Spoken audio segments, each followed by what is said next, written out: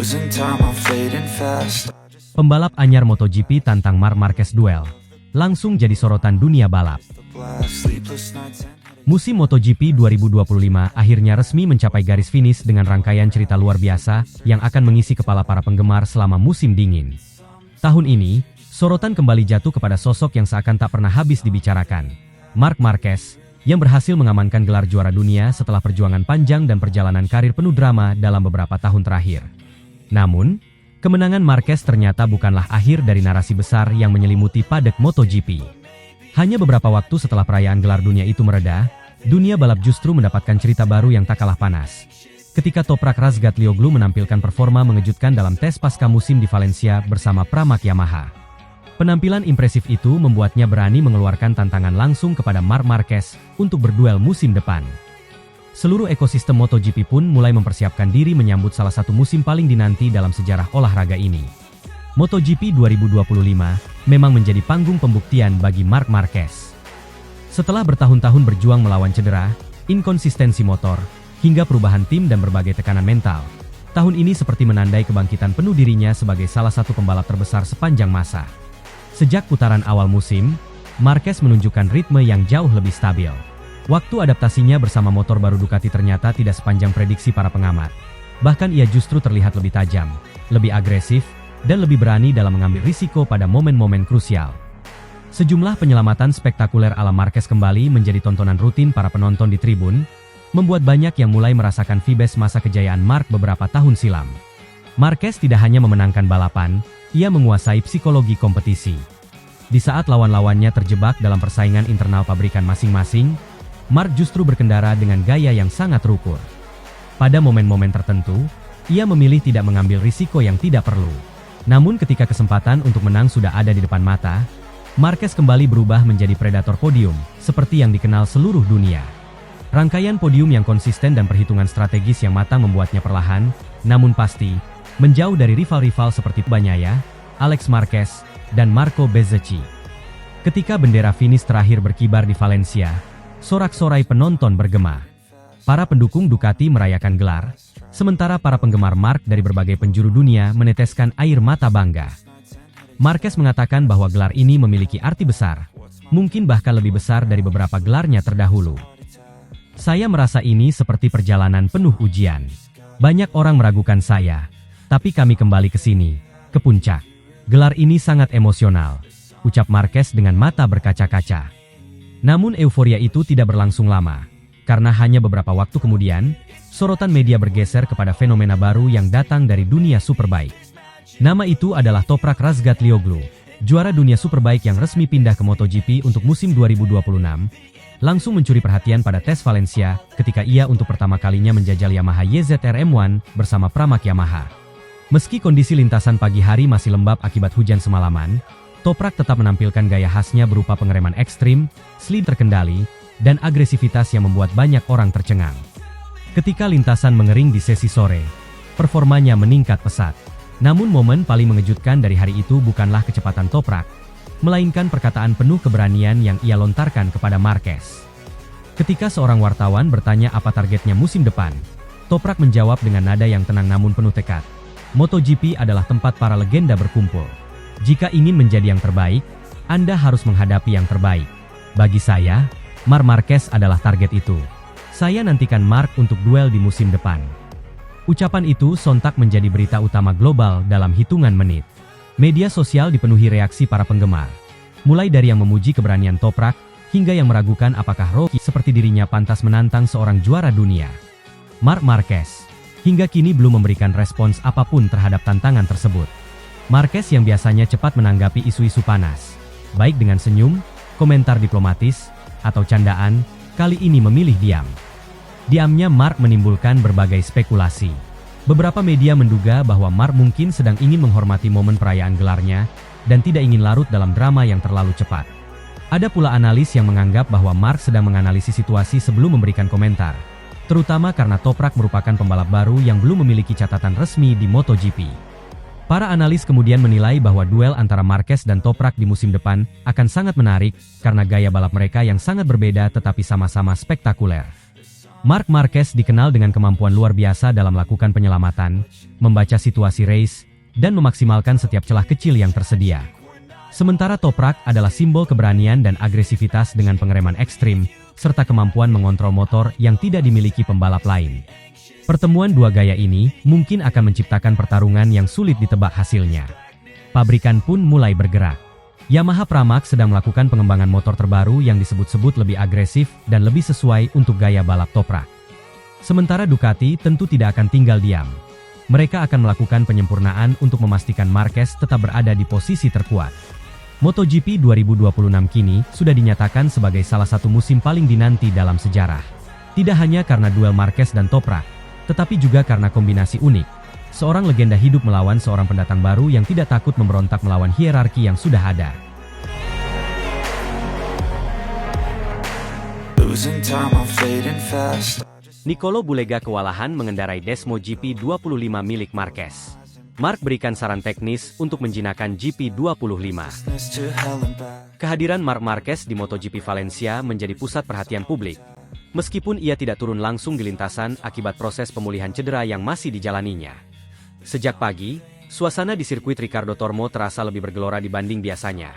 Kamera media bergerak cepat mengikuti langkah Marquez. Para mekanik tampak lebih bekerja dengan intensitas tinggi, dan para penggemar berdiri berbaris hanya untuk melambaikan tangan kepada sang juara dunia 8 kali itu.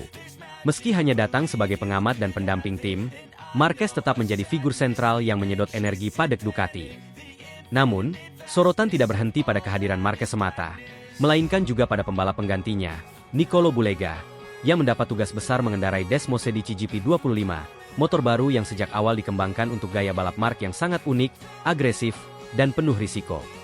Sejak awal pekan, tanda-tanda bahwa Bulega akan kesulitan sudah mulai terlihat. Pada sesi latihan pertama, Bulega tampak berjuang keras menemukan ritme, terutama karena karakter GP25 yang masih sangat mentah dan bahkan disebut para mekanik sebagai motor paling liar yang pernah keluar dari garasi Ducati dalam beberapa tahun terakhir. Motor tersebut merupakan prototip lanjutan yang dikembangkan melalui input langsung Marc Marquez pada tes sebelumnya. Sehingga seluruh gaya respons, geometri, hingga reaksi tenaga sangat mencerminkan kepribadian Marc yang terkenal dengan front end yang tajam, pengereman ekstrim, dan kemampuannya melakukan koreksi motor dalam kecepatan tinggi. Bagi pembalap generasi baru seperti Bulega, motor tersebut terasa bukan sekadar sulit, tetapi hampir seperti makhluk hidup yang liar dan tidak bisa diprediksi. Kesulitan itu mencapai puncaknya saat sprint race berlangsung.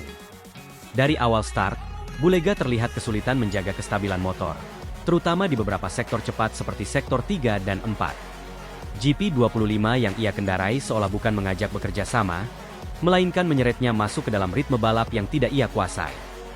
Pada beberapa kesempatan, motor tampak bergerak liar saat memasuki tikungan, terutama saat Bulega mencoba menerapkan late braking. Di tikungan cepat, bagian belakang motor tampak goyang, sementara front end terlalu sensitif terhadap setiap gerakan kecil tangannya.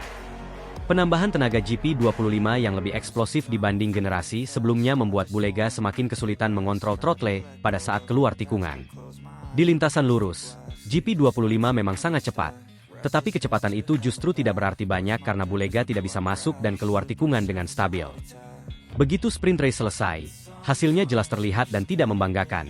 Bulega finish jauh dari posisi 10 besar. Bahkan, beberapa pembalap dari tim satelit mampu tampil lebih stabil dibanding dirinya. Saat turun dari motor, Bulega tampak kelelahan dan sedikit frustrasi, meski tetap berusaha menjaga profesionalitas di depan kamera. Dalam wawancara singkat, ia berkata bahwa motor tersebut terasa seperti hewan buas yang tidak mau diajak kompromi. Motor ini luar biasa cepat, tapi reaksinya benar-benar liar. Saya tidak pernah merasakan motor dengan front end setajam ini. Begitu saya menyentuh rem sedikit terlalu dalam, motornya langsung bergerak tak terduga. Saya seperti mencoba menari mengikuti ritme yang bukan saya pahami, katanya, mengakui bahwa GP25 versi Marc Marquez berada di level teknis yang sepenuhnya berbeda dari motor yang pernah ia kendarai di Moto2 atau bahkan MotoGP versi awal yang ia tes sebelumnya. Melihat kondisi itu, Marc Marquez yang hadir di garasi Ducati segera mendekati Bulega begitu sprint race berakhir. Marquez menepuk bahu Bulega, lalu mengajaknya duduk di area data telemetri, tempat para insinyur mengevaluasi performa motor. Dengan tablet di tangan, Marquez mulai menjelaskan titik-titik krusial yang menjadi penyebab Bulega kesulitan. Menurut beberapa kru Ducati yang menyaksikan percakapan itu, Marquez memberikan saran yang sangat detail, mendalam, dan teknis. Marquez menjelaskan bahwa GP25 tidak boleh dilawan. Motor ini tidak mau kamu paksa. Kalau kamu kaku, dia makin melawan. Kamu harus membiarkan motor ini bergerak sedikit. Jangan dikunci. Biarkan front end bekerja, ujar Marquez. Ia juga menekankan bahwa GP25 sangat bergantung pada kepercayaan pembalap terhadap ban depan. Saat masuk tikungan, kamu harus percaya sepenuhnya pada front end. Kalau kamu ragu, kalau tanganmu kaku, motor langsung tidak stabil. Motor ini memerlukan keputusan tegas. Kamu harus arahkan, bukan melawan. Lanjutnya, Marquez juga memberi saran khusus mengenai pengereman, yang menurutnya merupakan kunci utama menaklukkan GP25.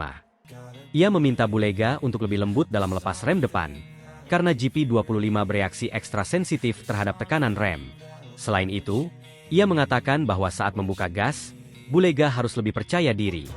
Terlalu hati-hati justru membuat ban belakang tidak menemukan cengkeraman optimal, membuat motor terasa semakin liar.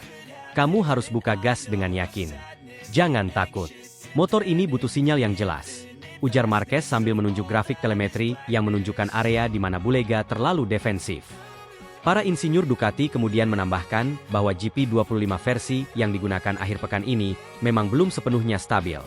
Motor itu masih berupa prototipe awal yang dirancang untuk menjadi platform ideal bagi Marc Marquez musim depan. Karena itu, tidak semua pembalap cocok mengendarainya. Bahkan, beberapa teknisi mengatakan bahwa motor tersebut akan terus berkembang dan banyak perubahan baru akan datang pada tes berikutnya. Mereka mengakui bahwa motor itu adalah motor yang hidup, bergerak, liar, dan menuntut pembalap yang sangat agresif sekaligus sabar. Sementara itu, Bulega sendiri adalah pembalap yang cenderung halus, rapi, dan stabil, gaya yang bertolak belakang dengan karakter GP25. Meski begitu, Marc Marquez tetap memuji usaha Bulega. Dalam wawancara singkat, ia berkata bahwa motor itu memang liar bahkan untuknya sendiri. Ya, motor ini masih liar. Bahkan bagi saya, ini motor yang menuntut feeling tinggi. Tapi motor ini punya ritme. Kalau kamu memahami ritmenya, motor ini nurut. Kamu harus sinkron, bukan melawan, ujar Marquez. Ia juga menambahkan bahwa kunci utama menjinakkan GP25 adalah tidak panik ketika motor bergerak liar. Karena motor itu akan kembali stabil jika pembalap tidak melakukan koreksi berlebihan.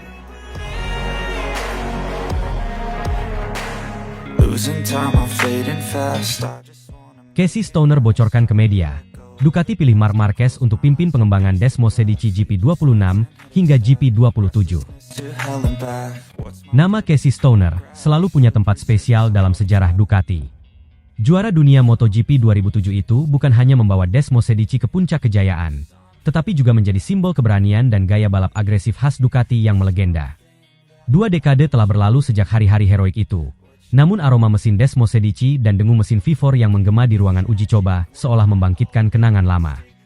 Di ruang yang sama itulah, Stoner berbincang dengan para insinyur Ducati, dan seperti yang ia bocorkan belakangan, pembicaraan itu bukan sekadar nostalgia, melainkan tentang masa depan, pengembangan Desmo Sedici GP26 serta GP27.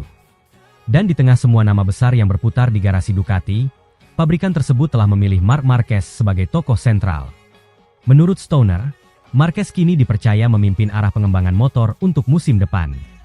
Pernyataan ini dianggap sangat penting, mengingat Stoner dikenal sebagai sosok yang blak-blakan, jujur, dan tidak pernah berbicara hanya untuk menyenangkan pihak manapun, sehingga klaimnya mengisyaratkan sebuah keputusan besar di internal Ducati. Bagi Stoner, kehadiran Marquez di Ducati bukan sekadar transfer pembalap sensasional. Ia menyebutnya sebagai momen pergeseran kekuasaan dalam filosofi Ducati. Setelah sekian lama motor Desmo Sedici dikembangkan dengan karakter dan gaya Pecco Bagnaia, Ducati kini menemukan sosok yang berbeda, seorang penakluk batas, bernama Marc Marquez. Di tahun debutnya bersama pabrikan merah, Marquez sudah menunjukkan segalanya. Agresivitas khas Hondanya dulu kini berpadu dengan kestabilan dan kekuatan mesin Ducati. Hasilnya, gelar juara dunia yang dikunci 5 seri sebelum musim berakhir. Dalam percakapan pribadinya dengan petinggi Ducati, Stoner mengaku bisa merasakan antusiasme yang sama seperti ketika dirinya dulu membantu mengembangkan GP7, motor yang membawanya meraih gelar pertama Ducati pada 2007. Saya bisa melihat semangat itu lagi di mata para insinyur mereka, kata Stoner. Tapi kali ini, ada satu perbedaan besar. Mereka memiliki pembalap seperti Marc, seorang jenius yang memahami motor bukan hanya dengan tubuhnya, tapi juga dengan pikirannya. Stoner menilai Marquez sebagai satu dari sedikit pembalap di dunia yang mampu mendengar bahasa mesin. Ia mampu membaca getaran, mengenali titik lemah traksi belakang, hingga memahami bagaimana motor bereaksi di tengah tikungan cepat. Hal-hal yang bahkan banyak pembalap papan atas gagal rasakan secara intuitif. Mark bisa menempatkan dirinya di tempat motor ingin ia berada. Ia tidak melawan motor. Ia menuntunnya, ujar Stoner. Pengakuan itu membuat banyak penggemar MotoGP berdebat. Tak sedikit yang menganggap Stoner sedang membuka babak baru dalam rivalitas internal Ducati antara Marquez yang sedang menanjak dan Pecco Bagnaia yang tengah terpuruk. Sejak awal musim 2025, performa Bagnaia memang menurun drastis. Ia sering kesulitan menyesuaikan diri dengan karakter Desmosedici GP25. Terutama di bagian depan motor yang dianggap terlalu kaku dan tidak memberikan sensasi pengereman seperti yang ia sukai. Bagi seorang pembalap yang mengandalkan feeling halus di tikungan masuk, itu adalah neraka kecil yang menelan kepercayaan diri sedikit demi sedikit.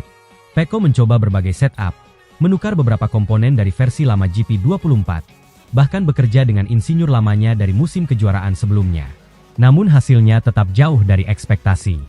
Podium menjadi langka, sementara Marquez nyaris tak tersentuh.